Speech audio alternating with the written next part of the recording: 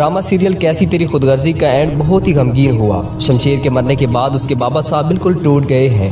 अब उन्हें सब कुछ याद आ रहा है कि कैसे उनकी बीवी बेटे की जुदाई में तड़पती हुई इस दुनिया से चली गई, और फिर शमशेर भी सिर्फ उनकी झूठी अना और जिद की वजह से अपनी जान से हाथ धो बैठा। लेकिन अब सिवाय पछतावे के बाबा साहब के पास बाकी कुछ भी नहीं बचा। इसी वजह से बाबा साहब ने खुद को पुलिस के हवाले करने का फैसला किया और घर में मीडिया वालों को बुलाकर अपना जुर्म कबूल करने का सोचा। आने वाली एपिसोड में आप लोग देखेंगे कि सेठ दिलावर अपने कमरे में सोचों में गुम होगा और प्रेस वाले बाहर इंतजार कर रहे होंगे। दारा उन्हें बुलाने जाएगा तो आगे से सेठ दिलावर इस दुनिया से रुखसत हो चुके होंगे। सेठ दिलावर जिसने अपने बेटे से सिर्फ और सिर्फ एक लड़की की वजह से जिद लगाकर अपना सारा घर तबाह कर लिया और अपनी झूठी अना से पीछे नहीं हटा, वो अब दुनिया के सामने कैसे अपनी अना और गरूर खाक में मिलाता। इसलिए सेठ दिलावर प्रेस के सामने आने से पहले ही अपनी जान दे देगा।